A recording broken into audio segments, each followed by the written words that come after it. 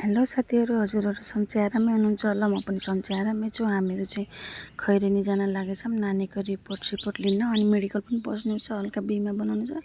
अनि भान्जा र म भएर जान लागेको कि भान्जा एउटा साइकलमा, म एउटा साइकलमा। अनि भान्जा ल होइन भान्जा बाइक निकाल भनेको हाँस्दै हिँडेछन् क्या। अनि यो चाहिँ हाम्रो गाउँ हो होइन, शीतलनगर हो। हाम्रो चाहिँ अलि भित्रपट्टि पर्छ, रोड अलि बाहिर हेर्नु छ। हाम्रो चाहिँ हल्का गल्ली जस्तोमा भित्रपट्टि पर्छ। अनि हामीमा पुगेको त हेर्नु न, 76मा हाम्रो पाली रहेछ। कुर्दा कुर्दा मरिनु भयो भनेको भान्जा पनि हाँसेछन्। भिड हेर्नु न, भिड, ए भगवान्, भिडमा बस्दा बस्दा वाक्क भयो। अनि त्यसपछि भान्जा पनि बस्दा बस्दा आत्तिएर म घर जान्छु माइजू भन्दै थिइन्। ल त एउटा सानो भिडियो बनाउँछु नि जाउला भने। अनि त्यहाँ बनाएपछि म मेरो बुढाको गाडीमा आएँ।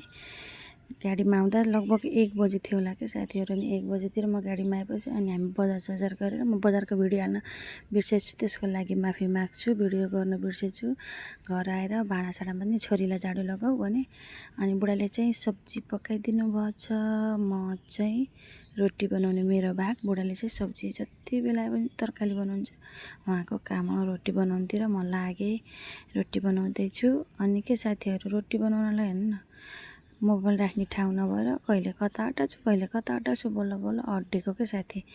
अनि के मलाई खासै रोटी पकाउनु चाहिँ आउँदैन कि, कुनै जलेछ, कुनै राम्रै भएछ, कुनै नराम्रो भएछ। अब घरमा खाने हो क्यारे भनेर मैले पनि जस्तो मन लाग्यो त्यस्तै बनाइदिन्छु। फुल्लिन्न झ्याप्प, मैले बनाएको रोटी किन फुल्लिन्न होला। मैले यस्तो युट्युबहरूमा देख्छु धेरैले बनाएको रोटीहरू कस्तो राम्रो फुल्लिन्छ कि, मैले बनाएको किन होला, किन नफुल्लिने।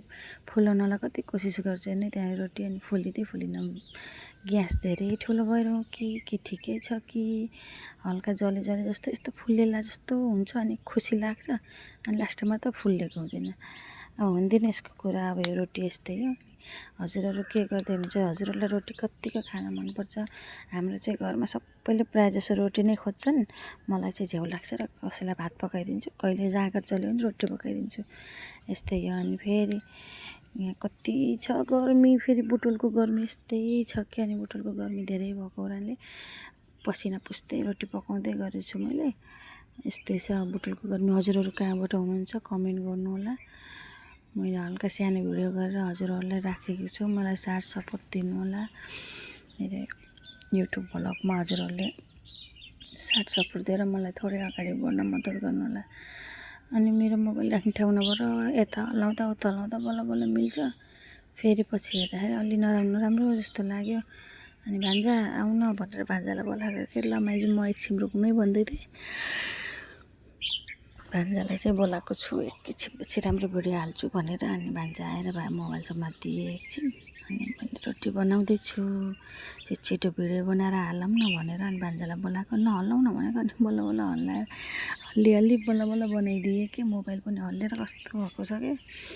माइजू मैले हल्लाउन भन्छ, अनि बिचरा अब त्यही त हो नि, हातमा राखेपछि हल्लिहाल्छ। अनि सबै रोटीहरू पकाएर भएपछि मैले बुढालाई अब खाना खान, रोटी खान, भर्खर कामबाट आएको, थकाइ पनि लाग्यो होला भनेर छिटो उहाँलाई चाहिँ हालेर दिन जाँदैछु। अनि बुढा आउनु ल पाक्यो भनेर तल बोलाइदिएँ, रोटी सोटी सबै लगेर दिएँ। अनि मेरो बुढालाई फेरि सलाद चाहिन्छ क्या खाने बेलामा। अनि नानीहरूलाई नै खाना हालिदिँदैछु, नानीलाई हालिदिँदैछु। अब भान्जालाई, नानीलाई, बाबुलाई सबैलाई दिनु पऱ्यो। अनि खाना राखिदिँदैछु। अनि खाना खाएर अनि छिटो खाना खाऊँ, त्यसपछि छिटो गएर सुतौँ। कस्तो थकाइ लाग्थ्यो दिनभरि हिँड्दा म त त्यही माथि साइकलमा, कहिले बजार, कहिले कता गर्दाको कस्तो लास्टै थकाइ लाग्थ्यो। छिटो खाना खाएर अनि घुरसुर बढाल्न पऱ्यो भनेर घुरसुर बढाल्न खोज्दैछु। अब छिटो गएर सुत्न पाए हुन्थ्यो भन्ने बात छ कि, लास्टै थकाइ लागेर। अनि त्यही भएर म हिजो राति पनि बल्ल खालेन। अनि बिहान उठेर बल्ल भोइस गर्दैछु कि, यस्तो गाह्रो क्या। अनि काटी गरेर अनि बल्ल अनि यो चाहिँ मैले पालेको पट्टु होइन, भर्खर मै खान लाग्यो क्या। मै देऊ भने नि मै दिन्छ। अनि उसलाई चाहिँ अब स्याहार सुसार गरेर सुत्न जाँदैछौँ। बाई बाई साथीहरू, आजको लागि यति नै।